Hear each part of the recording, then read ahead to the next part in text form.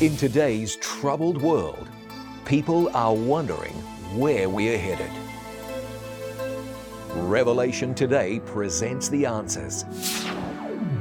Bible prophecy reveals what the future holds in store. Revelation Today, presented by John Bradshaw.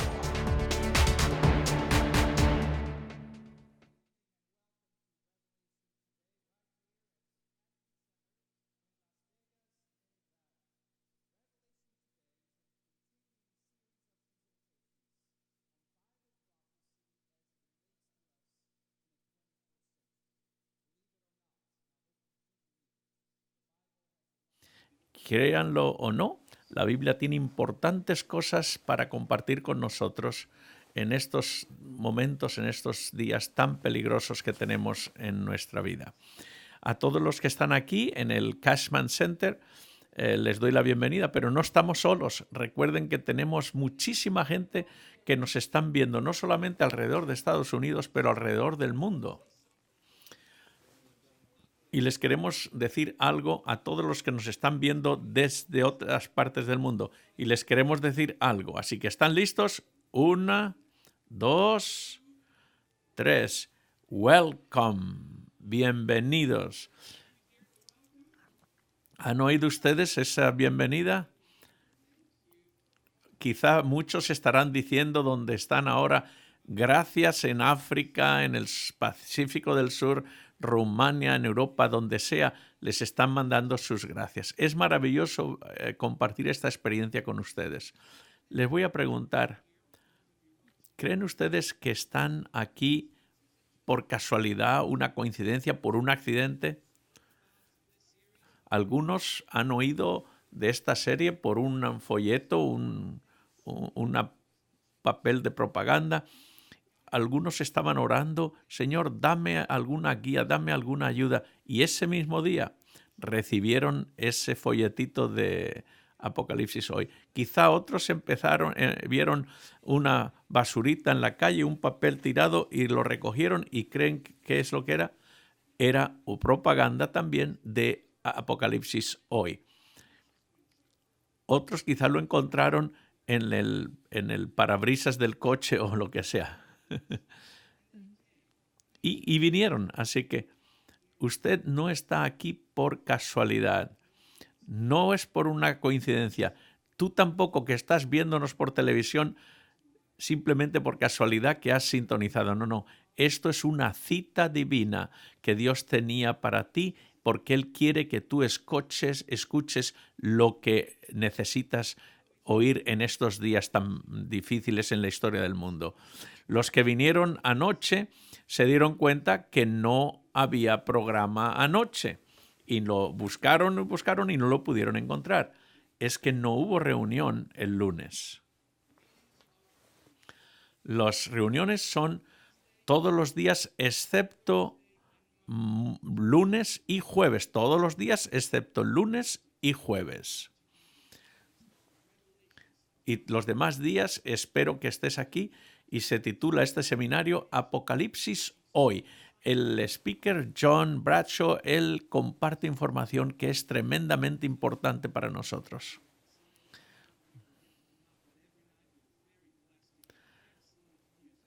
Cada noche tenemos música muy, muy buena y hoy tenemos a alguien muy, muy especial, Shelley Reed, que viene, toca el violín y con un acompañante que es el doctor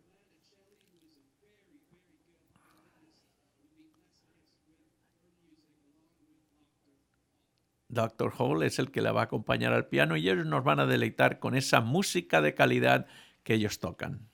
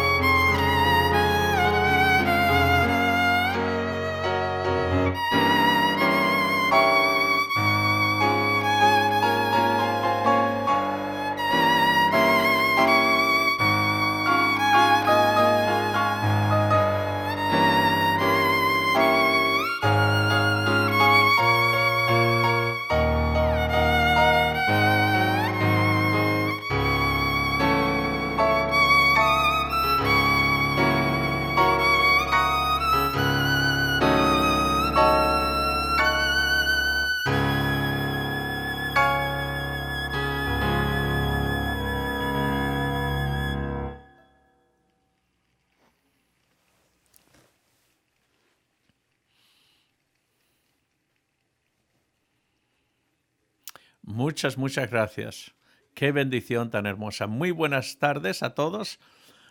Bienvenidos a este centro, el Cashman Center, aquí en Las Vegas, para este seminario. Yo soy John Bradshaw y estoy muy contento de verles en esta noche. Al final les voy a decir algo. Al final voy a contestar algunas de las preguntas que ustedes han hecho, algunos anuncios de lo que va a venir en el futuro, en unos días. Pero quiero meterme ya en el tema de lleno. Estoy muy emocionado por lo hermoso que es el tema de hoy. Este tema es extraordinario. Voy a empezar, y lo hacemos esto frecuentemente, ojalá que lo pudiéramos hacer cada vez. Quiero ahora ofrecerles la oportunidad de participar en una encuesta. Esta es una pregunta que les quiero hacer. Pueden responder texteando. El número es 22333. Y cuando uno... y lo que va a textear depende de la respuesta que usted quiera decirle.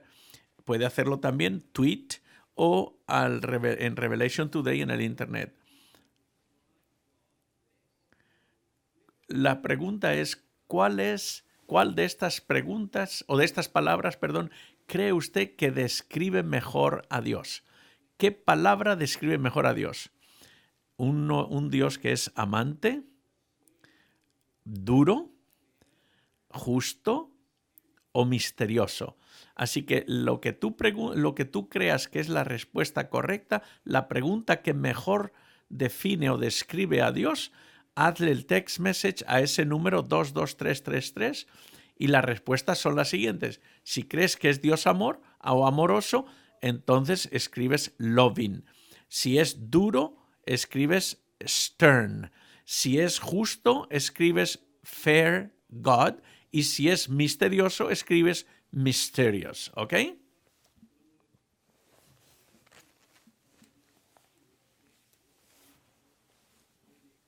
Y esto nos va a dar una idea de cuál es la opinión que ustedes tienen sobre este tema, ¿ok?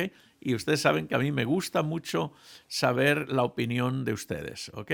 Y muy pronto, enseguida, conforme ustedes lo están viendo, vamos a ver los resultados aquí en la pantalla. Vamos a ver qué es lo que ustedes piensan. Loving, el Dios amoroso, 87%. Y hay también algunos que tienen otras diferencias. Por ejemplo, un Dios duro, solamente 1%, justo 6%, misterioso 8%. ¿Ok? ¿Se dan cuenta? Los números cambian un poquito porque las respuestas siguen viniendo. ¿Ok? Así que no importa donde ustedes estén, alrededor del mundo, pueden participar en esta encuesta con su teléfono celular. ¿Ok? Muy bien.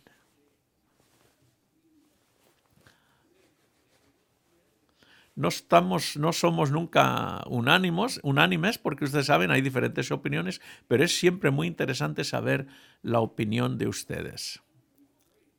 Vamos a orar, como hacemos siempre. Vamos a inclinar el rostro para orar. Padre nuestro que estás en los cielos, te damos gracias de que podemos estar aquí para estudiar tu palabra. Te pedimos que permitas que tu Espíritu venga a este lugar, que abra nuestras mentes, nuestro entendimiento y que nos permita oír lo que tú quieres que oigamos. Y quiero pedir también que yo pueda decir lo que tú quieres que yo diga. Y si no lo digo por alguna razón, que podamos oír tu santa palabra. Bendícenos. Gracias por no depender de nosotros, sino que a pesar de nosotros hablas a través de nosotros, porque sabes lo que es mejor para nosotros. Gracias por ello y oramos en el nombre de Jesús. Amén. Durante la Segunda Guerra Mundial, los servicios de inteligencia americanos estaban buscando maneras de poder comunicarse entre los diferentes lugares sin que el enemigo pudiera descifrar esas comunicaciones, esos mensajes. Y siempre los servicios de inteligencia usan mucho dinero y recursos para crear códigos para que los enemigos no puedan escuchar los mensajes y descifrarlos. De pronto vino una idea que les vino a la superficie, y es, usarían un lenguaje que era un lenguaje que a la gente hablan, pero que solamente un grupo selecto de personas sabían, y ese lenguaje sería imposible que el enemigo lo entendieran. Entonces los indios navajos fueron enlistados en el ejército, y entonces ellos estaban trabajando en las transmisiones con su propio lenguaje. Y no había que disfrazarlo o ocultarlo. Hablaban en la lengua navajo, y entonces los que enviaban y los que recibían eran navajos, y ellos obviamente entendían lo que decían, pero los japoneses no tenían ni idea de cuál era este lenguaje misterioso. Y los mejores especialistas en descifrar los códigos eran imposible de descifrarlo. Esta lengua era indescifrable para la inmensa mayoría, excepto para un grupito pequeño de estos indios navajos. Y para muchos así es la Biblia. Muchos creen que la Biblia las profecías de la Biblia son indescifrables, pero no ese es el plan de Dios. Dios quiere que nosotros vengamos a la Biblia y entendamos lo que dice la Biblia. Para algunos las profecías están llenas de misterios y de dificultades. Y es cierto que hay algunas profecías que requieren dedicación y estudio profundo para poder entenderlo. Pero Dios no quiere que eso sea completamente oscuro o desconocido para nosotros. Dios quiere guiarnos y quiere que tú entiendas lo que Él quiere, lo que Él ha puesto en su santa palabra. No solamente lo que está sucediendo ahora, sino lo que va a suceder en el futuro. Así que cuando venimos al libro de Apocalipsis, en el capítulo 1, versículo 1, nos dice que Apocalipsis es la revelación de Jesucristo. Y se nos dio para que comprendiéramos mejor a Dios. Le fue dado por Dios. Y Jesús dijo, el que me ha visto a mí, ha visto al Padre. Y quiere que los planes que ellos tienen para este mundo te incluya a ti en ese hermoso futuro que tiene preparado para nosotros. Por eso, este libro de Apocalipsis fue dado por Dios. Y enseña cosas que ya han pasado, cosas que están tomando lugar ahora y sobre todo lo que va a suceder en el futuro. Por eso dice en el capítulo 1, versículo 6, de nuevo, dice que hay una bendición para todo el que lee y los que oyen las palabras de esta profecía y guardan las cosas escritas en ellas. Es decir, que hay una bienaventuranza, una bendición para todos los que escuchen, lean y guarden las palabras aquí. Es decir, que hay una gran bendición para todos aquellos que hacen lo que nosotros estamos haciendo. La palabra Apocalipsis es una palabra griega que quiere decir revelación, es decir, quiere decir abrir algo, revelar algo. Es decir, que la Biblia empezó desde el principio en Génesis. Creó Dios un mundo perfecto, un jardín perfecto, con una pareja de humanos perfectos, pero vino la caída y el paraíso se perdió. Pero gracias a Dios que el final de la historia es buena. Cuando venimos al libro de Apocalipsis, vemos que la humanidad ha sido restaurada y el paraíso se gana de nuevo, se consigue de nuevo. Al abrir el libro de Apocalipsis hoy, vamos a intentar ir al corazón, al núcleo, al centro de este libro. Porque si es una revelación de Jesucristo, el libro de Apocalipsis tiene que ser entonces la palabra de Dios. Por eso, como forma parte de la Biblia, es también palabra de Dios y podemos confiar en la Biblia y también con confianza en el libro de Apocalipsis. ¿Cómo no lo vamos a hacer? Vamos a pensar un poco.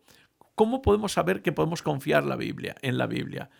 ¿Cómo podemos saber que no está al mismo nivel de una historia de hadas o de un cuento de hadas como algunos me han dicho? Algunos me han dicho, no, la Biblia es solamente un cuento de hadas. No, la palabra de Dios es algo que podemos confiar porque es la palabra de Dios.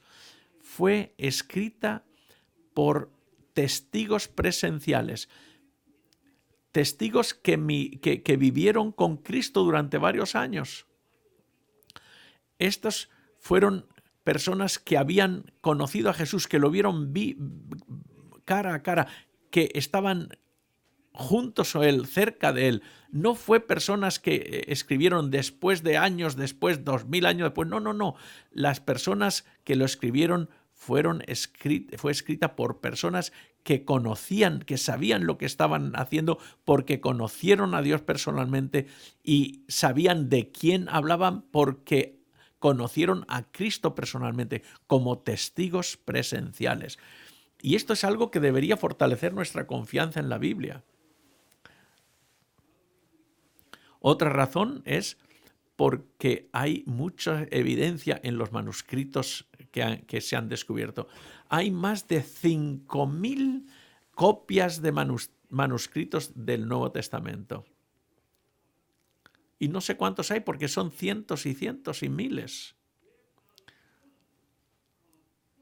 Y hay muchísimas copias de los manuscritos que datan desde hace cientos y miles de años. Incluso se encontraron en los rollos de las cuevas del Mar Muerto y van hacia más del primer siglo antes de Cristo. Y cuando nosotros leemos lo que dicen esos manuscritos y lo que dicen nuestras Biblias modernas, está palabra por palabra exacta. Y hay secciones de todos los libros de la Biblia. Y datan de hace muchos, muchos miles de años. Hay partes del Evangelio de San Juan y van hasta 1500 años antes de Cristo. Nadie duda de la veracidad de los anales del Imperio Romano que escribió Tácito, que lo escribió en el año 160 después de Cristo. Hay muchos libros de esos anales del Imperio Romano. Los primeros 6 libros solamente hay una copia y esa copia que existe fue escrita 700 años después de que murió Tácito, pero nadie piensa que esas historias del Imperio Romano no son auténticas, no son buenas.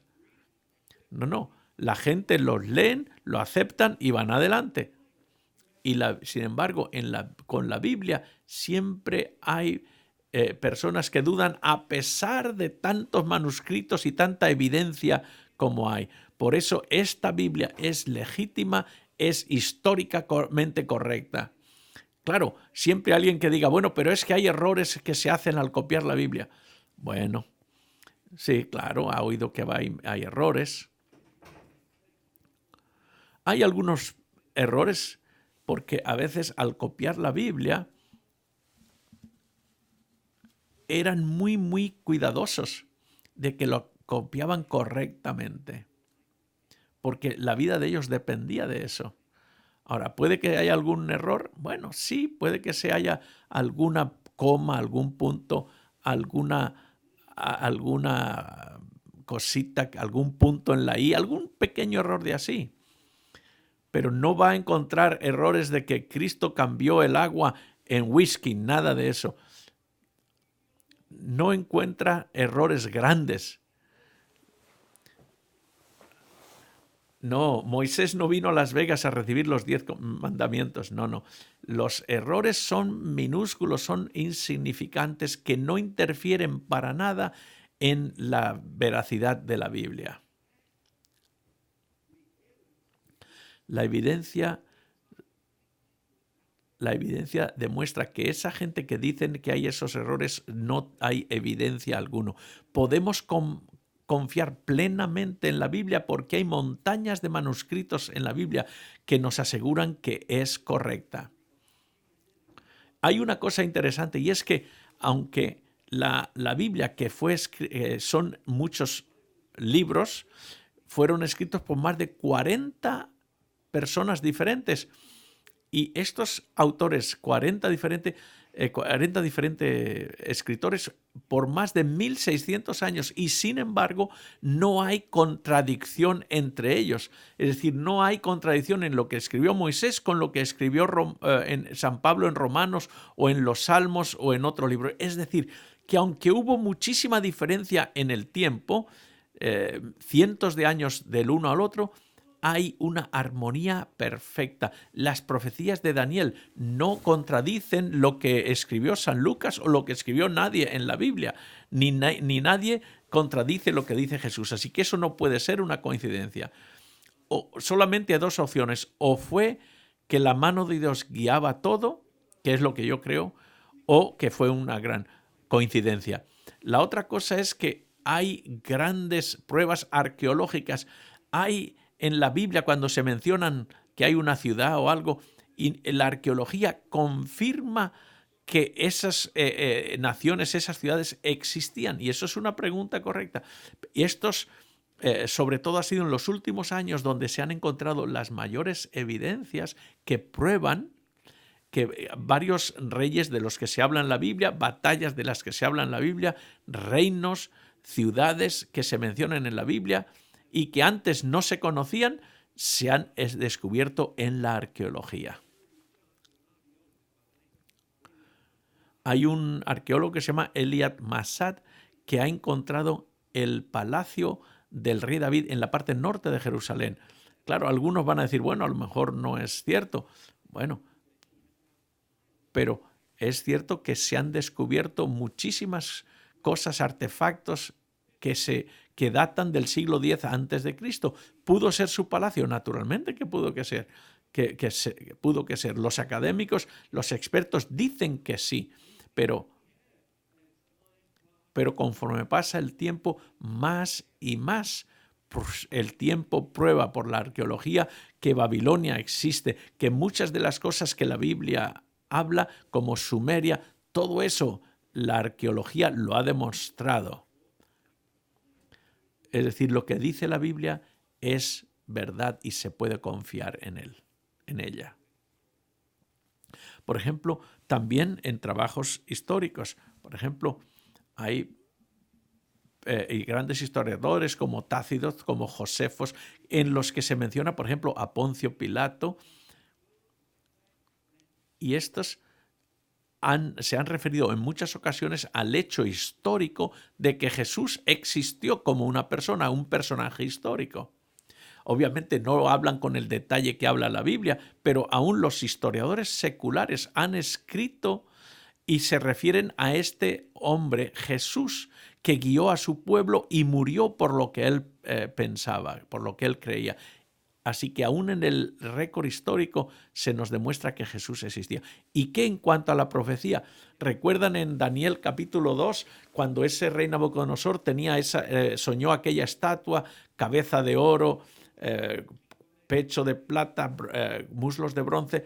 Y Daniel dice claramente, explica, tú eres esa cabeza de oro, después de ti habrá otro reino menor que tú, pero todo eso lo dijo aún cuando vivían en el reino de Babilonia.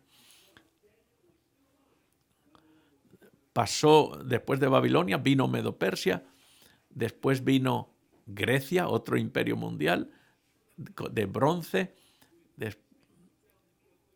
Después este rey griego, Alejandro Magno, derrotó a los medio-persas y después vino de los griegos, después vino Roma y después se le refiere como la monarquía, el imperio de hierro. Y dice la Biblia que ese imperio romano sería dividido en 10 partes. No dice que sería conquistado por otro reino, dice que sería dividido.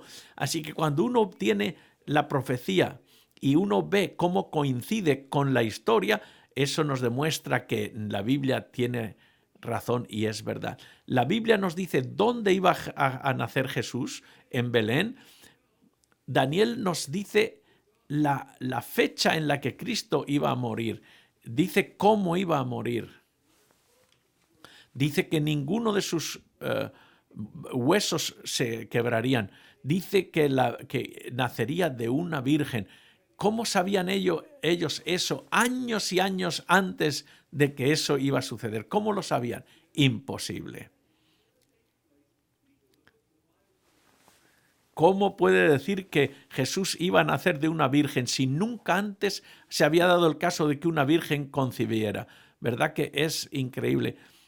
Pero Isaías tenía razón. Las profecías de la Biblia nos demuestran que podemos confiar en la Biblia y saber que es verdad, es confiable. Quizá hay otra razón que todavía sea la más grande de todas para reconocer la Biblia como la autoridad más grande que es. Más que la profecía, más que la historia, que la arqueología, ¿saben cuál es? Es esto. No hay libro en la Biblia que pueda transformar la vida humana como la Biblia se ha demostrado que puede hacer. Tú puedes introducir a alguien, presentarle a alguien la Biblia, y no importa que sea un adicto, que sea toxicómano, no importa cómo seas, el Señor lo puede transformar. El Señor puede transformar a aquel que no tiene esperanza y darle esperanza, darle gozo. La Biblia ha reunido a más familias que uno puede imaginarse. Las vidas de las personas que han sido transformadas por la Biblia testifican de que la Biblia es verdad y se puede confiar en ella, que la Biblia es poderosa. Y hay muchas más razones. Así que puedes venir a la Biblia confiadamente diciendo, puedo venir no solamente con fe ciega, sino sabiendo que puedo demostrar que es verdad. Se puede demostrar que podemos confiar, demostrar que es correcto, que es, en otras palabras, la palabra de Dios. ¿No dicen amén?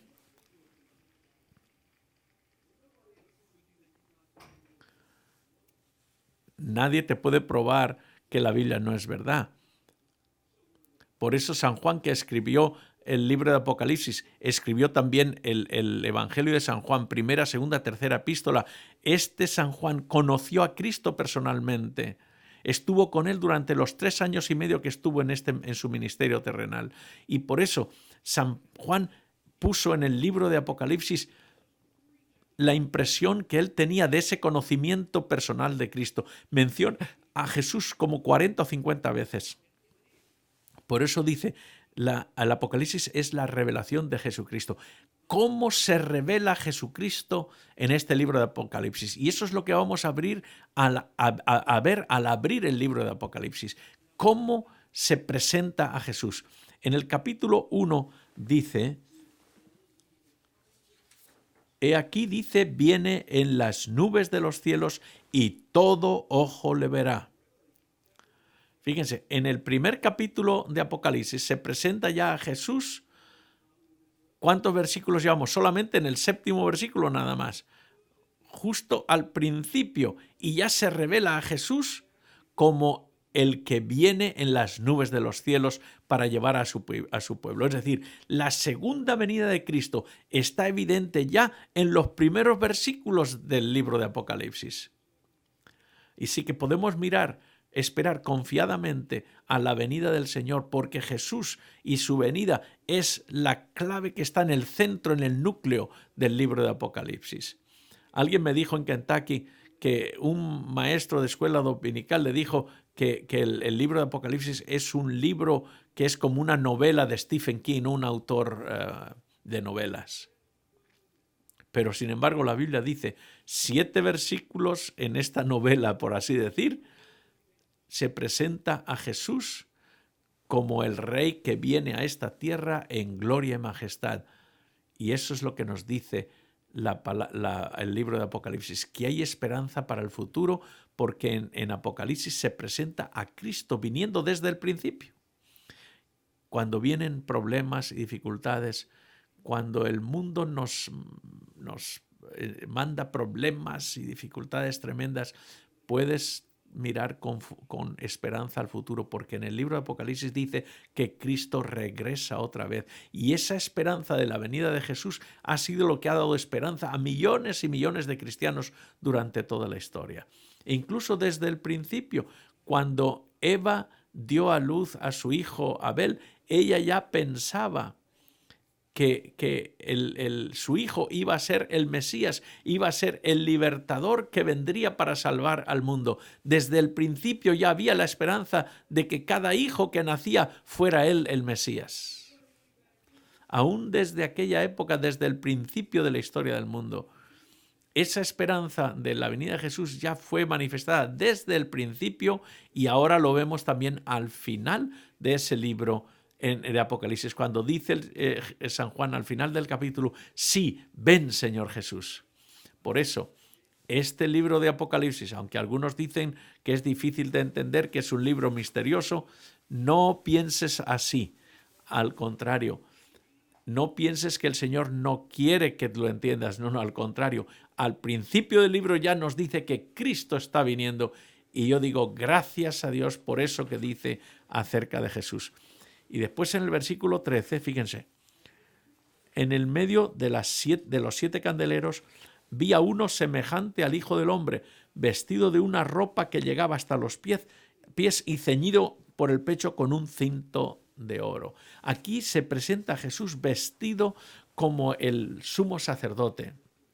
Y en el sumo sacerdote en el templo, en el santuario, lo que hacía es que ministraba entre el pecador y Dios. Tú venías a ofrecer tu sacrificio.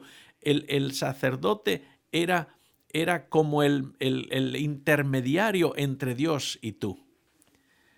El sumo sacerdote era el jefe de los sacerdotes que ministraba el día de la expiación, el día más importante de la historia del pueblo de Israel. Jesús está vestido aquí como un sacerdote, recordándonos que Él es nuestro sumo sacerdote. Así que fíjese, desde la primera página del libro de Apocalipsis nos dice que cuando tus pecados han hecho separación entre Dios y tú, cuando has hecho un desastre de tu vida, cuando has cometido errores, puedes venir a Cristo porque Él es nuestro sumo sacerdote. No hay una necesidad, no hay manera de creer que Dios no te va a aceptar. Jesús dice que Jesús está intercediendo por nosotros en el cielo. En Primera de San Juan dice que tenemos un abogado con el Padre, a Jesucristo el justo. Es decir, que el libro de Apocalipsis nos recuerda que Él es en el cielo nuestro sumo sacerdote. El libro de Apocalipsis, al abrirlo, nos revela a Jesús como nuestra última y gran esperanza.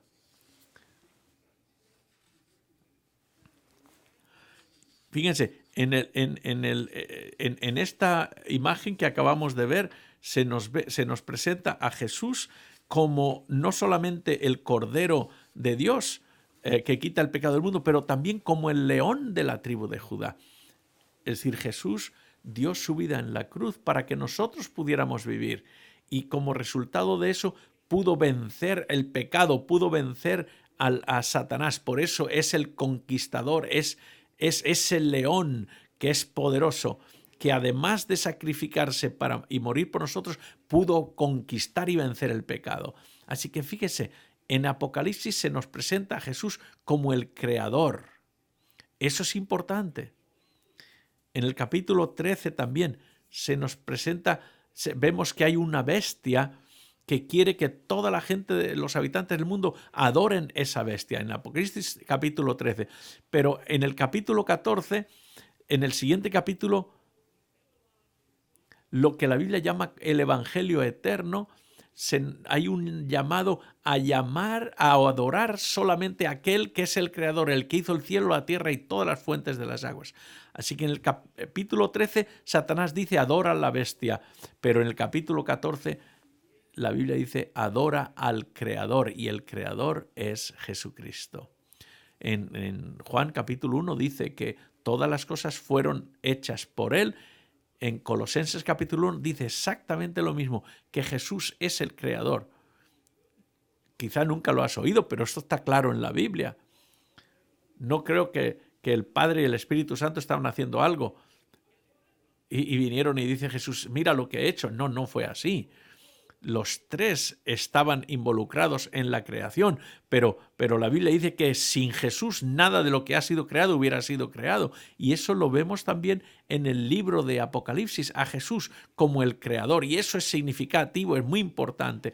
Y sobre todo teniendo en cuenta que en los últimos días la mayoría de la gente irán y adorarán a la bestia. Pero habrá un grupo que adora al Cordero, que adora al Creador. En el versículo 5 de Apocalipsis, miren cómo dice en el versículo 5, dice, al que nos amó y nos lavó de nuestros pecados con su sangre. Así que imagínense, lo que eso está diciendo es que al morir en la cruz, nosotros recibimos el perdón de los pecados. Fíjense, en estos primeros 5 versículos, ya en el libro de Apocalipsis nos presenta a Jesús como el Salvador del mundo. ¿Cómo es que no hay más gente que estén leyendo el libro de Apocalipsis? Quizá algunos se dejan llevar por los símbolos, las bestias y todas las cosas, y vamos a estudiar eso conforme vengan los días siguientes. Pero si empiezas a leer en el libro de Apocalipsis, vas a ver claramente y vas a saltar y decir aleluya, gracias a Dios, porque Jesucristo es el Salvador. En el versículo 7 dice que viene otra vez. En el versículo 13 dice que Él nos representa como sumo sacerdote y está en medio del candelabro, donde dice que a pesar de que debería de habernos expulsado, Él está entre nosotros y quiere ayudarnos porque nos ama. Miren, si vienen conmigo al Apocalipsis capítulo 3, y dice en el versículo 3, y dice, he aquí yo estoy a la puerta y llamo. Si alguien oye mi voz y abre la puerta, yo entraré con él y moraré con él y cenaré con él y él conmigo. En el capítulo 3, Jesús dice, quiero venir a tu vida, quiero entrar en tu corazón, quiero estar contigo, quiero llenar tu vida con mi presencia, quiero hacer algo hermoso con tu vida.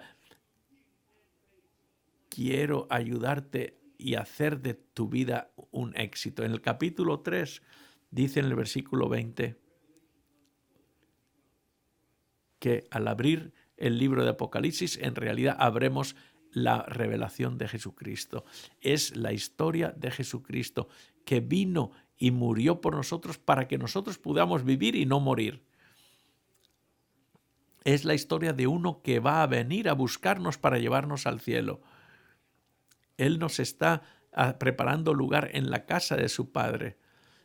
Él está preparando una vida que es más grande y extraordinaria de lo que nosotros imaginamos. San Pablo dijo, más de lo que los ojos no vieron ni oído oyó, es más maravilloso lo que Dios ha preparado para nosotros. Y eso es lo que Dios ha preparado para nosotros. Y todo está escrito en este libro de Apocalipsis. Él es el alfa y la omega, el principio y el fin, el Cordero de Dios, el león de la tribu de Judá, el que murió pero ha resucitado y está vivo, el que camina entre los candelabros que significan las iglesias. Él es el Hijo de Dios y todo eso está en el libro de Apocalipsis. Todo es sobre el libro, es sobre Jesucristo, Rey de Reyes y Señor de Señores. Eso es de lo que habla el libro de Apocalipsis. Y yo digo gracias a Dios porque el libro de Apocalipsis habla más de Jesús que de cualquier otra cosa. No es el libro de la bestia, es el libro del Cordero.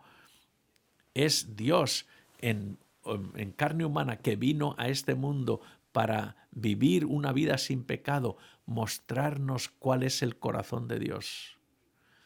Vino a alimentar a los hambrientos, a curar a los enfermos, animar a los desanimados, resucitar a los muertos, darle esperanza a los desesperados y darnos vida a todos aquellos que vinieran a Él con fe.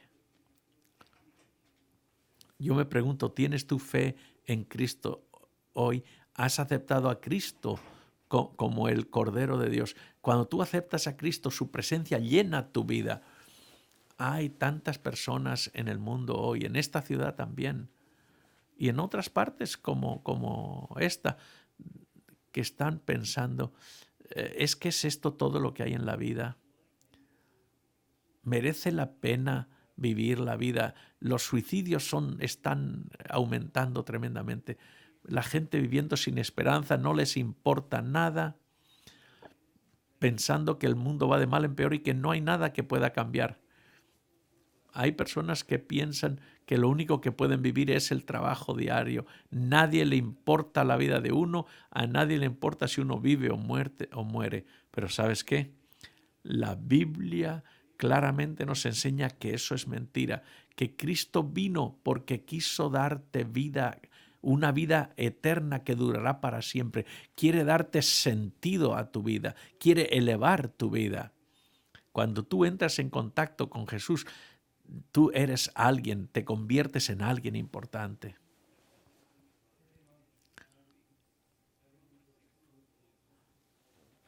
Muchas veces he estado comprando en Walmart y después de un seminario o de una presentación, he parado en Walmart para comprar algunas cosas y siempre uno ya sabe lo que va a comprar.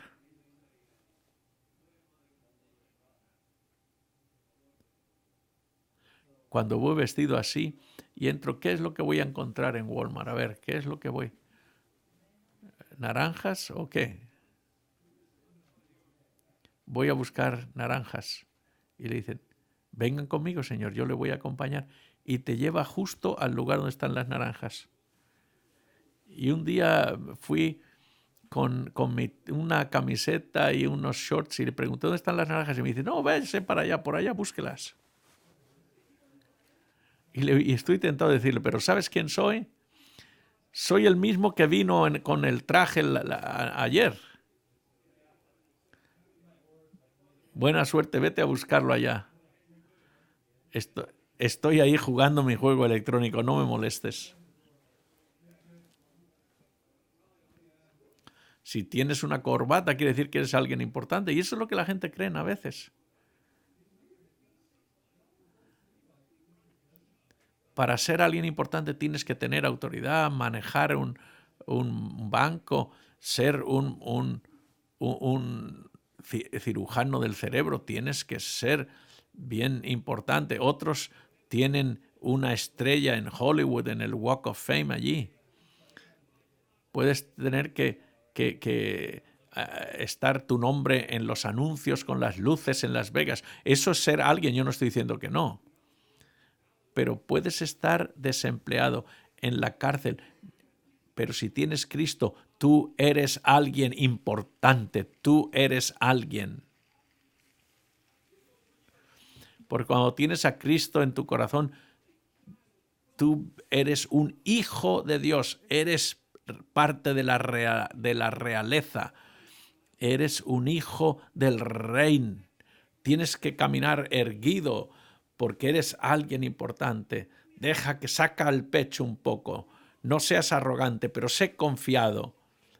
A lo mejor tienes solamente 10 centavos en tu bolsillo, pero eres rico, porque vas a ser rico más que puedes imaginar, porque eres hijo del Rey de Reyes. Es la verdad. Tú te conviertes en alguien importante. Tu vida merece la pena ser vivida. No hay quien diga, yo me salí de la escuela en el 4º grado, he estado en la cárcel, he estado adicto a cualquier droga, a cualquier cosa. No te preocupes. Dios puede rehacer tu vida, dirigir tu vida, darte un propósito en la vida. Puedes vivir lo que te resta vivir con honor, con dignidad y propósito, porque cuando termines tú, tu vida, vas a algún lugar y ese lugar es el lugar que Cristo está preparando, una mansión. Imagínate, ¿has manejado a veces en Beverly Hills o en otros lugares donde hay mansiones de esas grandes? Qué tremendos lugares tienen a veces, pero eso no es nada en comparación con lo que Dios tiene. Ahora, si alguien me lo quiere regalar una casa de esas, yo la aceptaría. Claro, no sé cómo voy a pagar las taxas, pero no le diría que no si alguien me lo quiere regalar. Pero en el cielo nos espera algo mucho mejor. El Señor, cuando viene a tu vida, te hace alguien que nunca pudiste imaginar por ti mismo. Y eso es lo que dice la palabra de Dios. Y eso es cierto porque lo dice la palabra de Dios. Puedo confiar en Cristo porque los testigos principales dicen que podemos confiar en Él. La arqueología, el registro histórico, las profecías, la consistencia, la armonía desde Génesis hasta Apocalipsis nos dice que podemos confiar en la Biblia. La Biblia podemos confiar en ella. Y la Biblia nos lleva a un Salvador que es Jesucristo. Yo espero que tú tengas esa esperanza ahora. Mira a tu corazón, piensa, ¿tienes esa esperanza ahora? Si lo tienes, alaba al Señor y dale gracias. Y si no, quiero que lo aceptes en tu corazón ahora mismo. Abre el libro de Apocalipsis y vas a ver un Salvador que vive. Y dice que los redimidos van a estar en esa tierra renovada, los redimidos de Dios, en esa tierra nueva, renovada, en ese río de la vida donde hay un árbol de la vida. Y dice, fíjese, dice la Biblia que el nombre de Dios está en sus frentes. Ahora, cuando dice que está escrito en la frente, algunos van a pensar, ¿será que es uno que recibe un tatuaje ahí en la frente? No, no creo que sea así. No, el nombre de Dios no está escrito exteriormente, sino el nombre de Dios representa su carácter.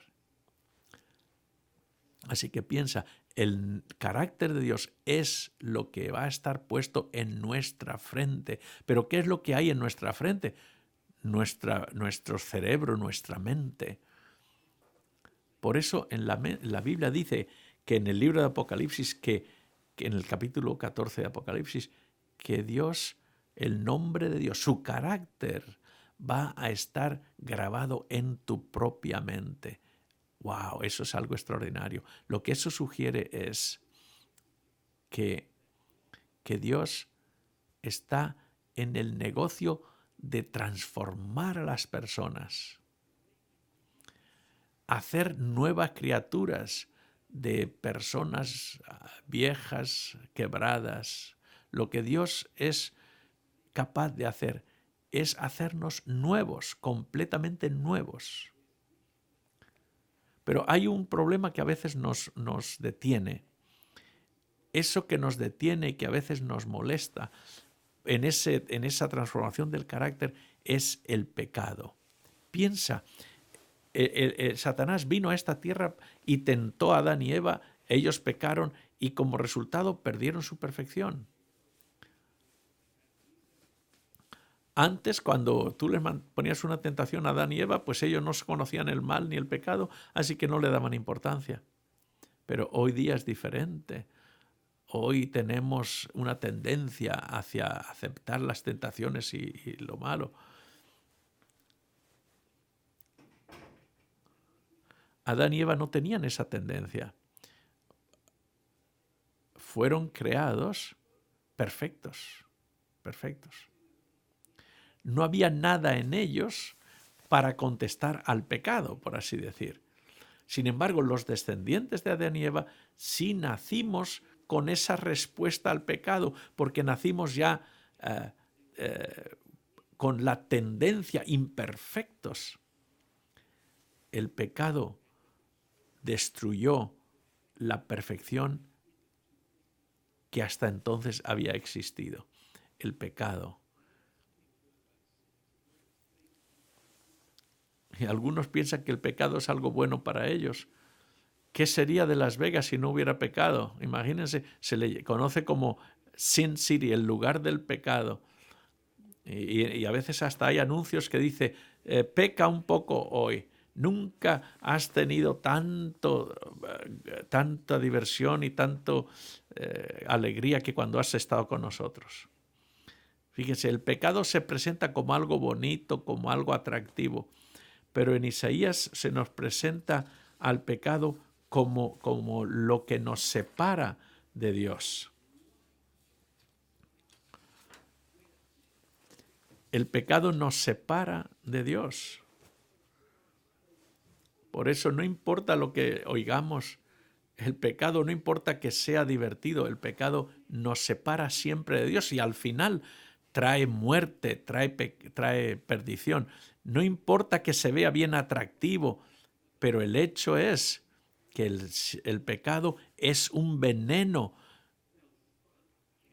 Ahora, ¿puede ser atractivo? ¿Puede ser emocionante? Claro, la Biblia dice que en Hebreos 11 dice que Moisés escogió no resistir los placeres del pecado por un tiempo. Es decir, que él sabía que el pecado a veces produce placer, obviamente, pero sabía que era pecado y que ese es un pecado y que es por un tiempo corto nada más, temporal. Puedes emborracharte, pero al final vas a pagar el precio porque te levantas con ese mareo, esa enfermedad, esa vasca. Puede ser placentero, pero solo por un corto tiempo. A veces te despiertas en una cama que ni siquiera sabes quién está a tu lado y te das cuenta que tu dignidad se ha ido. ¿Cómo es que llegaste ahí? ¿Cómo vas a ir a tu casa? Y sales a la calle y no sabes ni a dónde estás, porque ya ni te acuerdas de lo que disfrutaste de la noche anterior.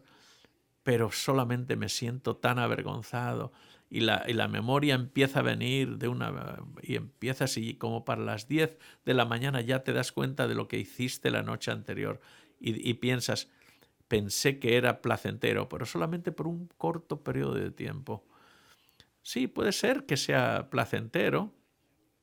Yo puedo tomar una pastilla de cianuro, de veneno, y ponerla, revolverla, envolverla, rebozarla en chocolate y puedo tomármela y pensar, oh, qué bueno está esto, qué delicioso está, pero no me doy cuenta que esa pastilla me está matando, ¿verdad? Y hay que llamar al enterrador. Era placentero, sí, por un momento, por un ratito, pero al final acabó siendo mortal. Eso sucede con el pecado. El pecado nos separa de Dios. Y dice la Biblia que todos hemos sido afectados por el pecado. En Romanos 3 nos dice que todos pecaron y están destituidos de la gloria de Dios. Todos nosotros. En Romanos capítulo 6 se nos dice que la paga del pecado es la muerte. Y no estamos hablando la muerte de un ataque al corazón, sino la muerte eterna, la separación total de Dios. El pecado causa muerte, causa la separación de Dios. Y no quiere decir que Dios es malo, que Dios es intolerante. No. Dios lo que quiere es que vengas a mí. Por eso dice, venid a mí los que estáis trabajados y cargados, y yo os haré descansar. Dice que Dios no quiere que nadie perezca, pero que todos vengamos al arrepentimiento. Miren cómo dice Dios a través aquí de Ezequiel. Dice, no quiero la muerte del impío, sino que se vuelva el impío de su camino y que viva. Volveos de vuestros malos caminos. ¿Por qué moriréis, oh casa de Israel? Dios está diciendo, no puedes pensar que no necesitas morir y separarte de mí. Ven a mí, ven conmigo, arrepiéntete, yo te voy a limpiar, yo te voy a hacer nuevo. Eso es lo que Dios promete. No es un Dios malo, malvado, vengativo. No. Con un martillo para aplastarnos cada vez que, como se mata una mosca con un matamoscas. No, el Señor dice, ven a mí. Y el que a mí viene, dice Jesús, de ninguna manera echaré afuera. hay un problema. El problema es el pecado. Por eso yo diría, ¿saben qué? Voy a retirar eso que dice. El problema del pecado ha sido ya solventado. Dice en San Juan 5, y no queréis venir a mí para que tengáis vida. Es decir, el problema es que somos los humanos los que no queremos venir a Cristo, aunque ya Jesús resolvió el problema del pecado, pero nosotros somos los que no queremos venir a Cristo. He leído hace poco un hombre que murió, ¿y sabe de qué? Murió de un dolor de muelas.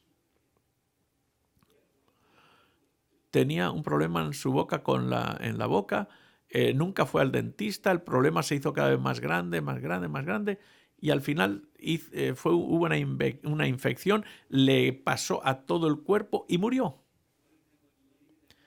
No tenía aseguranza o lo que sea, pero la cosa es que murió. El problema era el dolor de muelas. No, el problema más grande fue que nunca fue al dentista. Podemos decir que no tenía dinero. Bueno, puede ser que ese era un problema grande, pero el problema grande es que no fue. Por eso, en nuestro caso, no cuesta nada venir a Cristo. Si vienes a mí, vas a tener vida. Si quieres esperanza, si quieres un futuro que puedes enfrentar con confianza, con alegría, Dios nos ofrece una manera de alcanzar esa seguridad que ni siquiera el dinero puede conseguir, una paz que la fama no puede dar. Él te ofrece una seguridad, una paz, una integridad, una certeza que el éxito, el trabajo, la popularidad no pueden conseguir. Y aquí es donde está la clave de la vida eterna. En Juan 3:16 dice, porque de tal manera amó Dios al mundo que ha dado a su Hijo unigénito para que todo aquel que en Él cree no se pierda, mas tenga vida eterna. Es tan simple como eso. Si tú quieres certeza para el futuro, punto número 1, necesitas creer. Ese es el primer paso. Tienes que creer que Dios te ama y que te puede salvar. Y puedes estar seguro de eso. Jesús dijo, yo soy el camino, la verdad y la vida. Puedes venir a Dios a través de Jesús y puedes alcanzar la salvación y dejar tu pecado atrás. Puedes encontrar esperanza en medio de los problemas que tienes en la vida, aún en la enfermedad. No importa en qué cosa. En Romanos 5 dice que mientras que nosotros éramos pecadores, Cristo murió por nosotros. ¿Puedes imaginarte? Jesús muriendo por ti cuando tú todavía estabas maldiciéndole.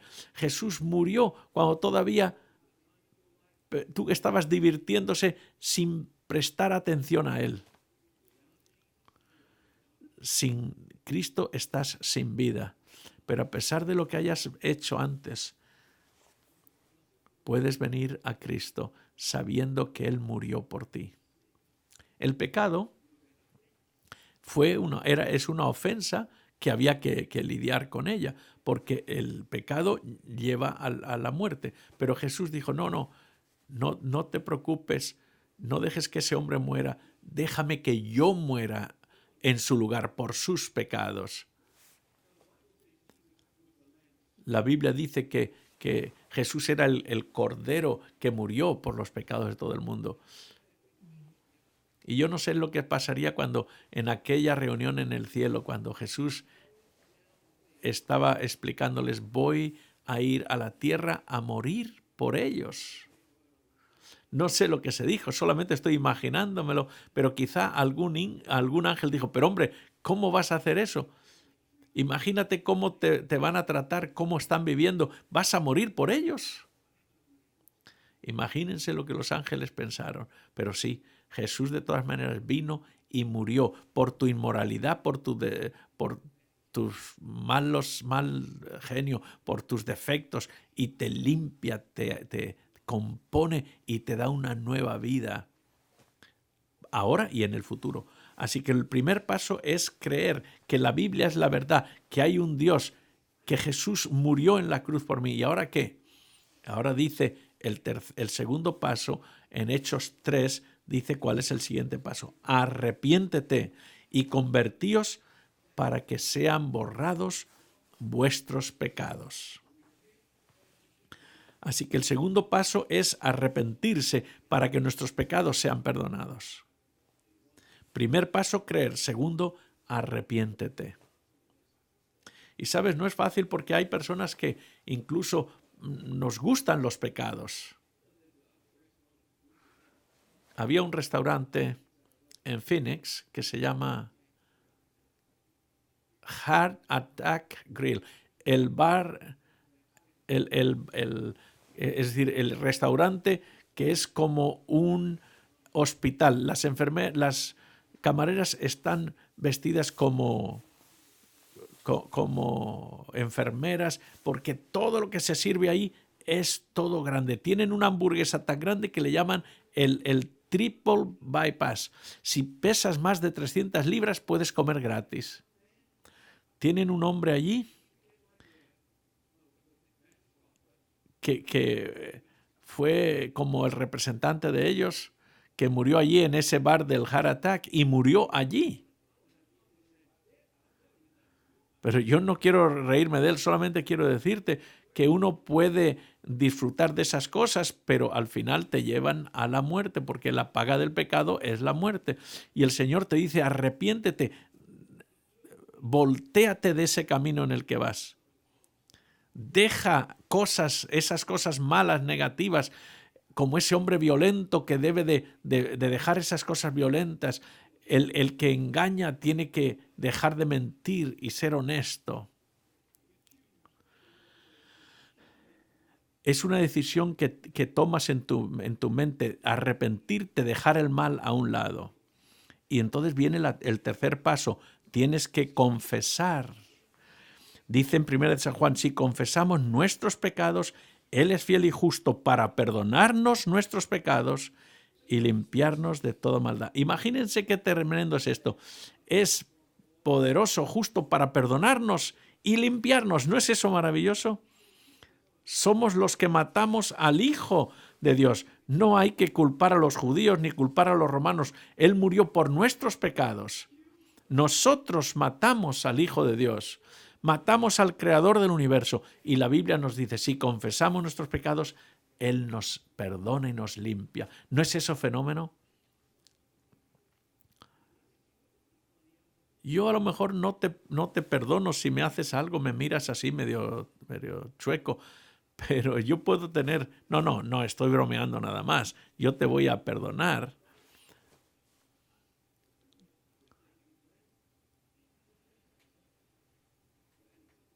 ¿Estás planeando algo? No, estábamos bromeando. Pero porque tenemos siempre dificultad en perdonarnos los unos a los otros. Pero Jesús dice, si confiesas tus pecados, yo te perdono. No importa lo que haya sido, yo te perdono. David escribió en los Salmos, Dios, tú eres bueno y estás dispuesto a perdonar. Te perdona tu pecado sucio y terrible en el pasado. Tu vida antigua queda perdonada y limpia. No solamente perdonada, pero las manchas de tu vida son limpiadas completamente. Es como cuando tú en tu casa tienes esas manchas que cayeron en la alfombra y ya cada vez que pasas por la casa ves esas manchas en la alfombra del vino, de lo que derramaste ahí, y eso te recuerda a tu pasado. Pero con Jesús Él te perdona y te limpia. Esas manchas en tu vida son limpias y te conviertes en una persona nueva en Jesucristo. Por eso los pasos es creer, arrepiéntete, confiesa, y entonces el cuarto paso es recibe a Cristo. Dice en Apocalipsis 3, yo estoy a la puerta y llamo. Si alguno abre la puerta y entro con él, voy a cenar con él y él conmigo. Solamente tienes que abrir la puerta de tu corazón y dejar que Cristo entre en tu vida.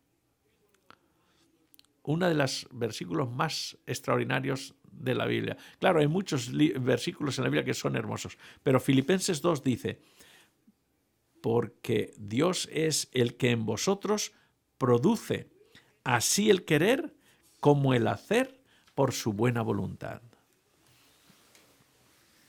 Ahora fíjense, hay algunos que piensan y dicen, bueno, ¿cómo voy yo a dejar mi lenguaje malo? ¿Cómo voy a dejar los vicios, los problemas que tengo?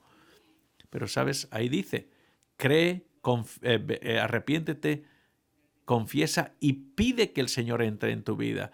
Tú te rindes ante el Señor y dice, Señor, que sea tu voluntad, no la mía. Y entonces dice la Biblia que Cristo entra en tu vida y vive en tu lugar.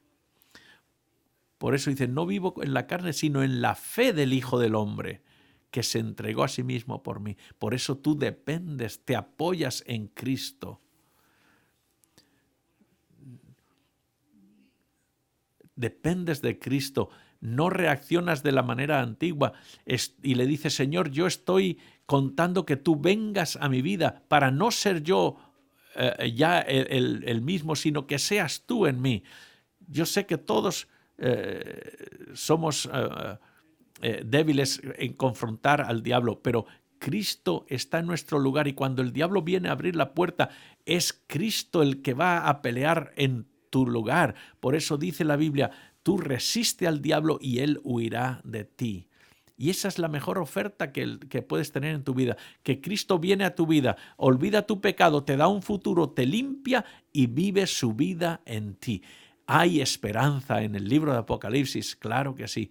Al abrir el libro de Apocalipsis descubrimos que es la historia de un gran Salvador que quiere darte su poder en tu vida. Y yo digo, gracias a Dios por ello. Hay esperanza para ti. Y eso es lo que dice el libro de Apocalipsis. Recuerdo como en el junio del año 2000, cuando mi hijo nació,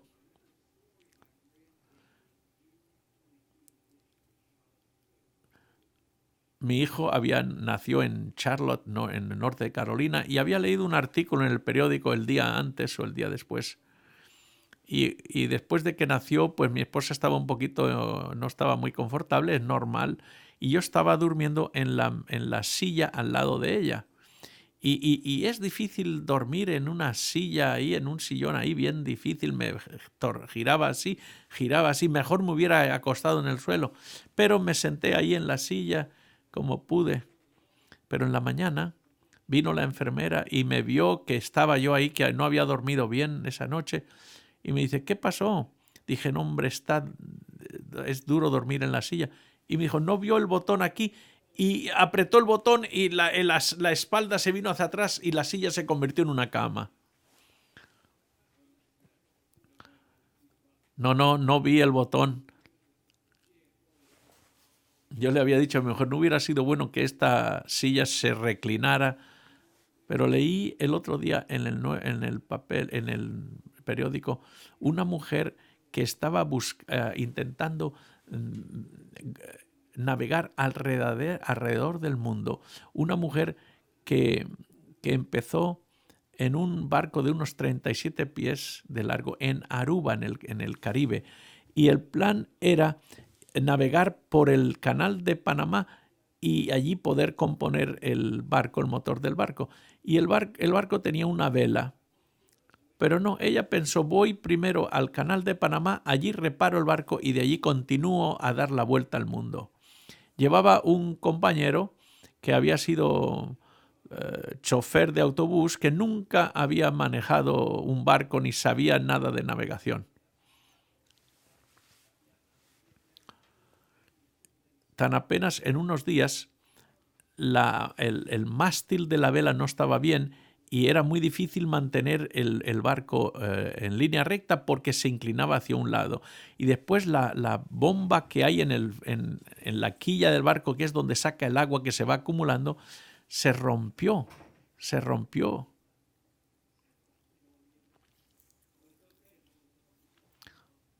Pero la bomba se rompió y el agua se estaba acumulando. 37 pies de largo, era un barquito, un bote, ¿no? Y de pronto vino una tormenta grande con olas altísimas y de verdad se convirtió en un asunto de vida o muerte. Esta mujer durante 3 días y 3 noches no durmió, estaba intentando luchar con la tormenta. Y cuando acabó la tormenta, después de 3 días sin dormir, esta mujer, Julie, decidió no luchar más con el barco, sino echarse al mar y nadar hasta la orilla, que estaba a 60 millas. Y este amigo que estaba con ella tuvo que amarrarla para que no se fuera alocada hacia la orilla. La señal que lanza el barco la lanzaron al espacio, y entonces los guardacostas de Venezuela, de Colombia y de los Estados Unidos y otro que no recuerdo de dónde, llegaron, vieron el mensaje de emergencia, y entonces se movilizaron todos y de alguna manera todos llegaron a ayudarle. Ella pudo sobrevivir, se había mordido la lengua, estaba llena de quemaduras del sol, de tantos días al sol, todo lo perdió, pero después, cuando le hicieron la entrevista, ella dijo: soy una persona insignificante y sin embargo tanto esfuerzo se hizo para salvarme. Y yo pensé en eso.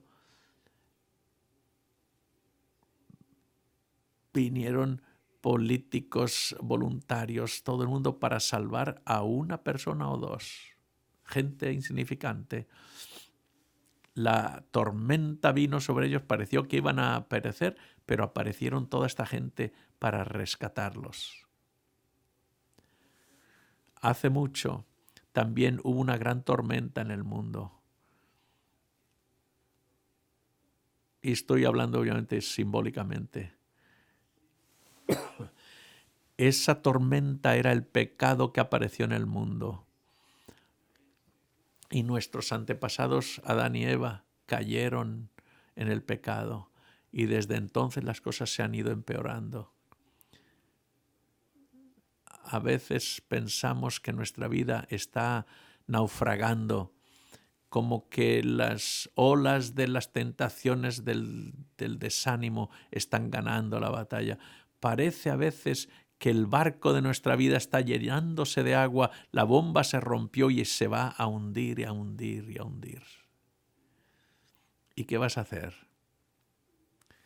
Sí, eres una persona insignificante, ¿sabes?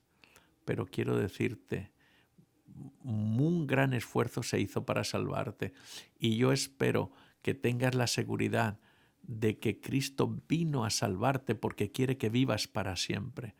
Vamos a hacer algo diferente hoy. Les voy a dar una oportunidad de que respondan a Dios. Algo muy simple. Tengo aquí unos ujieres que quiero que repartan unas tarjetitas.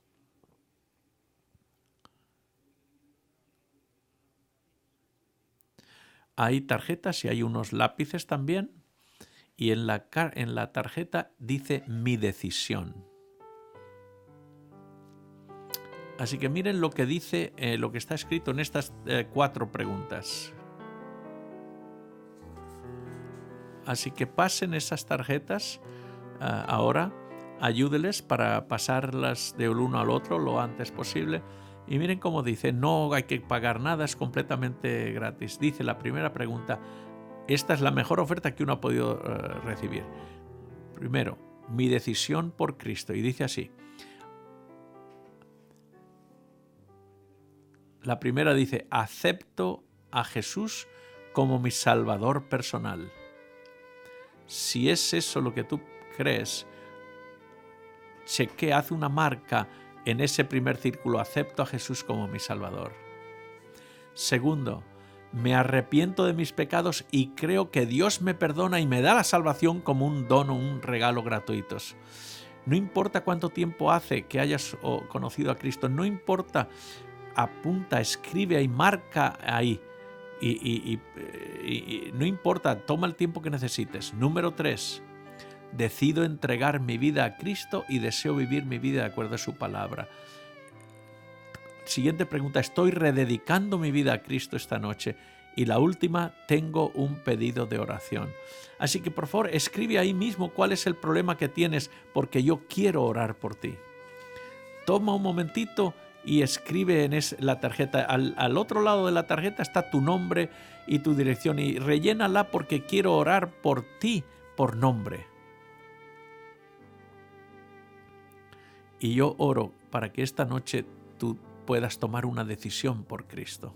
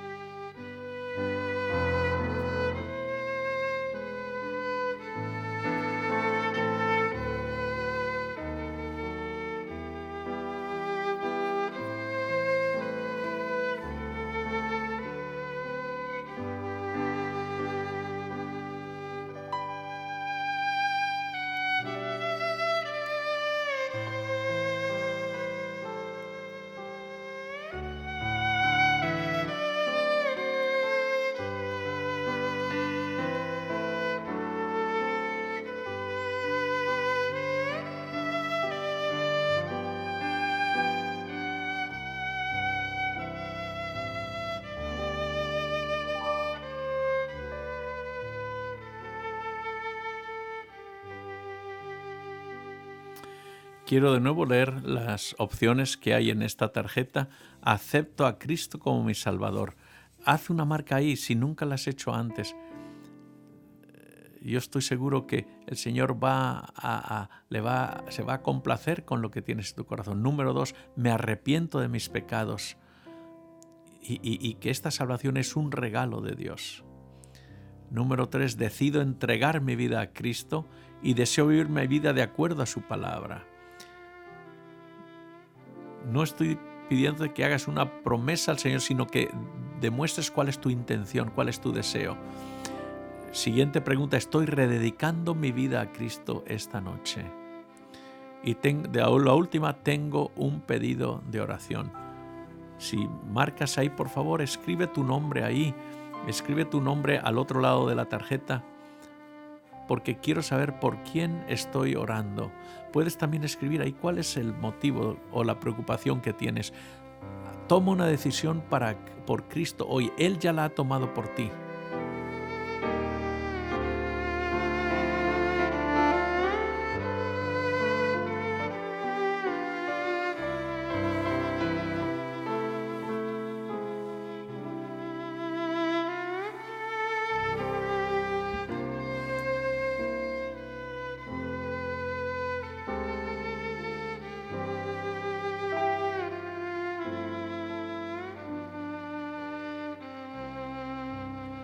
Los sugieres van a pasar ahora para recoger la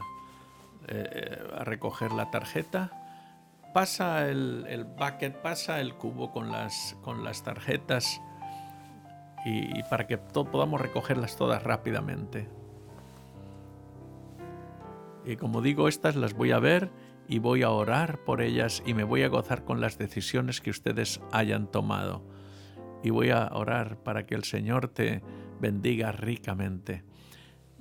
Vamos a continuar escuchando la música y después regreso con unos cuantos anuncios.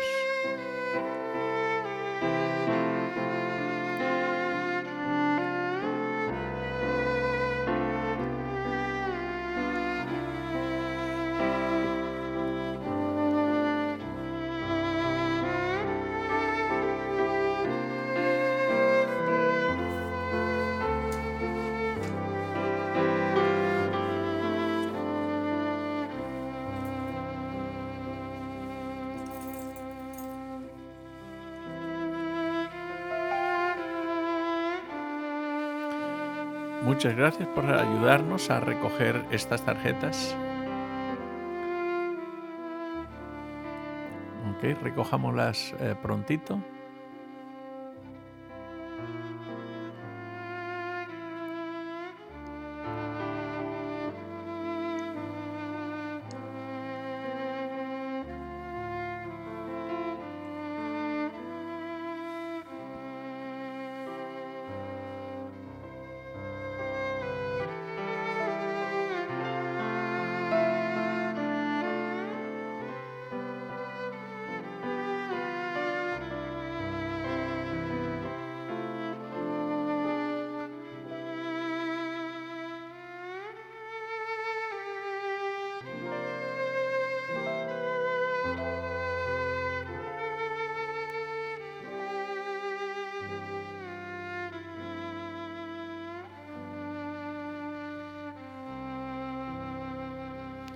Vamos a orar. Padre nuestro que estás en los cielos, gracias esta noche porque nos has dado la oportunidad de responder a tu palabra en esta noche. Gracias por lo que hemos visto, por las cosas extraordinarias y tan claramente como están explicadas, pero lo más importante es que Jesús, el divino Hijo de Dios, vino a esta tierra y murió para salvarnos a nosotros. Tomó sobre él el pecado de todos nosotros. No lo podemos entender ese gran amor, quizá en la eternidad lo podamos entender. Gracias por ello, gracias porque nos has prometido esa vida eterna. Y decimos de nuevo gracias en el nombre de Jesús. Y todos digamos amén. Y también quiero dar las gracias a nuestros músicos por la música tan maravillosa que hemos escuchado.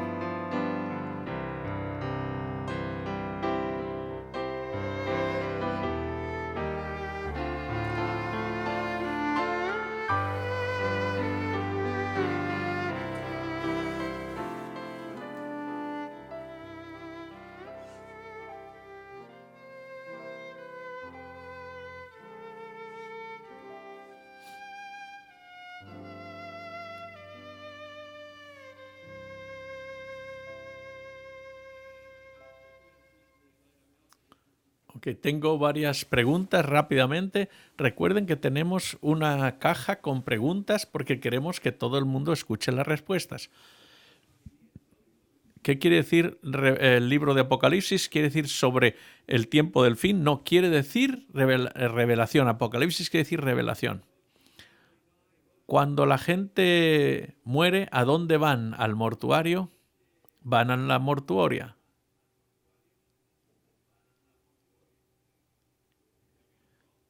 ¿Me dicen que estoy equivocado? No, cuando uno muere va a la mortuoria. Oh, ¿no es eso lo que ellos quieren? La pregunta. Bueno, la semana que viene vamos a tener un tema sobre el misterio de la muerte. Y es algo muy hermoso porque clarifica un asunto que ha confundido y que ha preocupado a mucha gente. Así que justo la semana que viene, el martes que viene, vamos a hablar de eso en detalle, así que no se apuren. Voy a abreviar las preguntas. La crucifixión de Cristo fue profetizada en Daniel 9 y sin embargo Jesús dice en el Nuevo Testamento que murió el viernes y que resucitó el domingo. Si la pregunta es si Jesús fue crucificado en viernes y estuvo 3 días y 3 noches, ¿cómo puede ser que fue resucitado el domingo? No, vamos a ver esto un poco con despacio. En la Biblia se habla de cuánto tiempo pasó en la tumba. Dice, en una ocasión dice 3 días y 3 noches. En las otras veces dice 3 días. No dice 3 días y 3 noches, sino después de 3 días.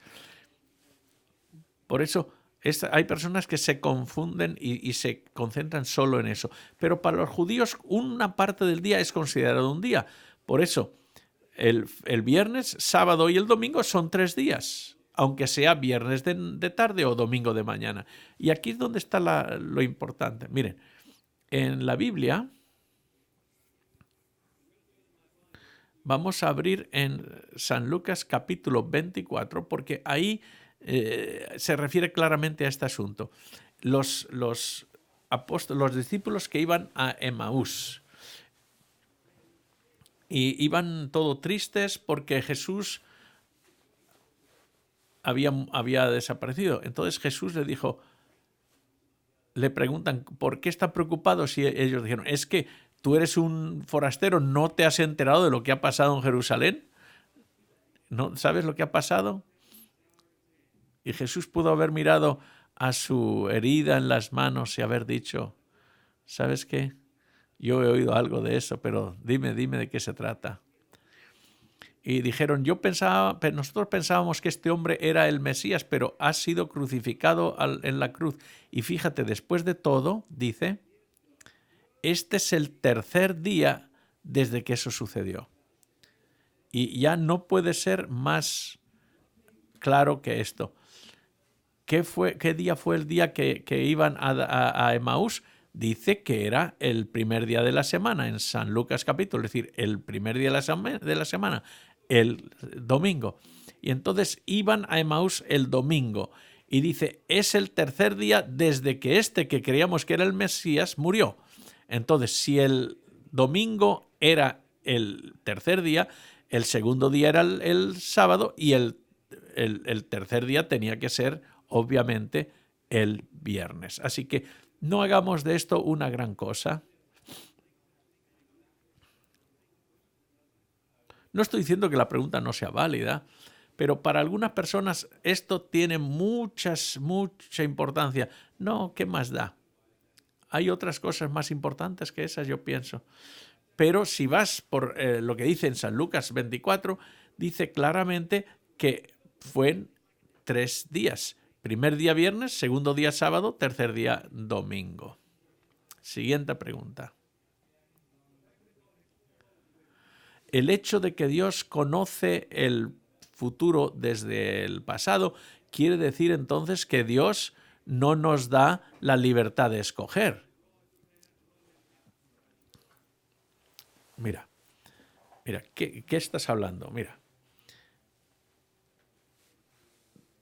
yo respeto todas las preguntas como es natural, pero quiero que entiendan esto. Dios conoce el futuro porque Él es omnisapiente. ¿Sabe Dios lo que voy a decir? Porque yo no sé lo que voy a decir. Pero el hecho de que yo no sé quiere decir que Dios no sabe. Sí, Dios sabe. Pero Dios sabe lo que yo voy a decir, pero Él no me va a forzar lo que yo voy a decir. Él me deja la libertad para decir.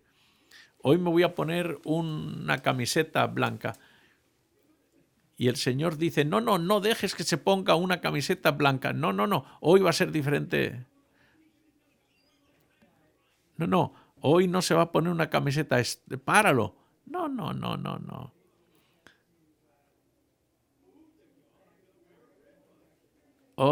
No, el Señor sabe el futuro, pero no nos hace que tomemos la decisión. La decisión la tomamos nosotros.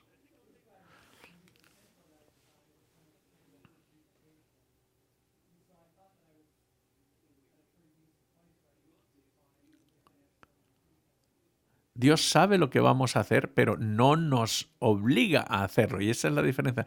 ¿Se acuerdan Imelda Marcos que tenía miles de pares de zapatos? Imagínense qué difícil hubiera sido saber el par de zapatos que ella se iba a poner. Imagínense. No. El hecho de que Dios conoce el futuro no quiere decir que nos fuerza a tomar la decisión. La decisión la tomamos nosotros. Él nos deja tomar la decisión sin interferir en la decisión. Él lo sabe, pero cuando lleguemos al cielo vamos a comprobar que el Señor honra y respeta nuestra libertad de escoger. Y el Señor honra eso porque hizo que Él pagó por esa posibilidad de escoger, puesto que su Hijo tuvo que morir en la cruz por respetar esa decisión nuestra. Es como si tú tienes unos hijos teenagers y te vas a la tienda y dices, no comas ninguno de estos cookies, de estas galletas que tengo. Pero cuando regresas y has visto que 3 galletas han desaparecido, y entonces le dices a tu hijo, abre la nota que yo predije que varias galletas iban a desaparecer. Uno sabe lo que va a suceder. Uno sabe, pero no quiere decir que interfiere a la hora de que nosotros tomemos la decisión. Él no fuerza a nadie a tomar una decisión. No, en absoluto. Él conoce el futuro, omnisapiente. Él lo sabe todo. Él hizo el universo. Él sabe lo que va a suceder. Él sabe. Pero no quiere decir que te fuerza a tomar una decisión o la otra. Gracias por sus preguntas. Pongan sus preguntas en la cajita. Recuerde, ya tenemos los discos compactos listos. Recuerden, texteen a alguien, inviten a alguien. Tenemos las lecciones bíblicas en la salida. Tomen sus lecciones. Entrega las lecciones que ya rellenaste con las respuestas y toma esas lecciones. Van a ser una gran bendición para ti. Y mañana vamos a tratar acerca del fin del mundo de acuerdo al libro de Apocalipsis. Vamos a ver acerca del juicio, vamos a ver algo sobre la profecía más grande que hay en la Biblia. Vamos a ir en profundidad a la profecía y esto va a ser una gran bendición. Así que regresen mañana, traigan a sus amigos, manejen con cuidado. Muy buenas noches.